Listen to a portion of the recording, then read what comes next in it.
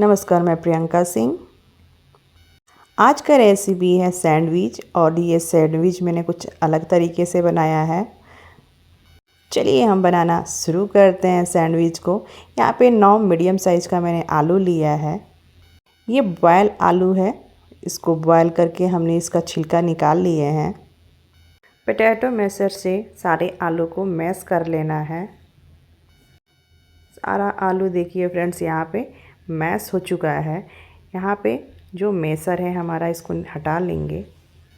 एक कढ़ाई लेंगे, कढ़ाई में ऑयल डालेंगे और इसमें हम ऐड करेंगे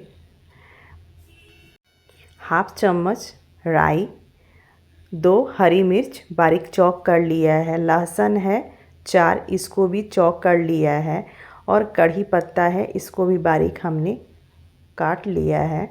और यहाँ पे ऐड करेंगे सारे ऑयल में। लहसुन अच्छी तरह से और जो हमारा फ़ोरन है वो अच्छी तरह से भुना जाएगा तो इसमें ऐड करना है प्याज हमने 2 मीडियम साइज़ का प्याज लिया है। प्याज को बारीक चॉप कर लिए हैं, इसको ऑयल में ऐड करना है। अच्छी तरह से प्याज भुना जाएगा फ्रेंड्स, थोड़ा सा कलर इसका चेंज हो जाएगा प्याज का, तो इसमें हम मसाला ऐड करेंगे।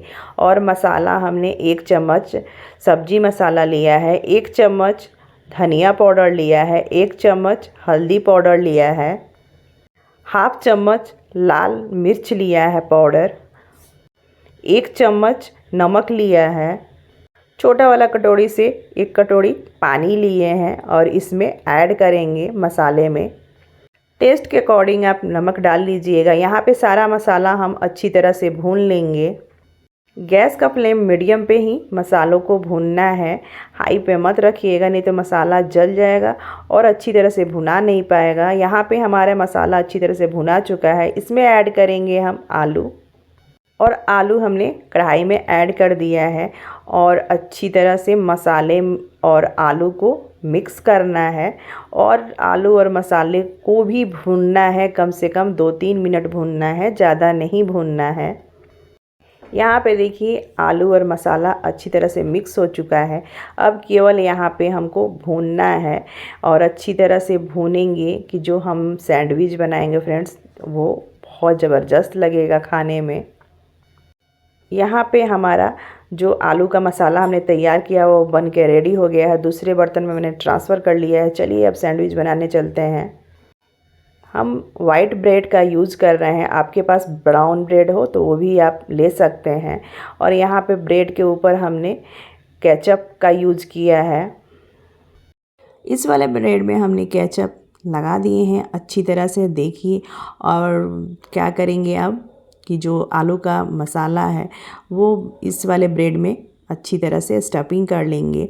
और देखिए इसमें ऐसे स्पून से आप फैला सकते हैं, अगर आप चाहें तो हाथ से भी फैला सकते हैं।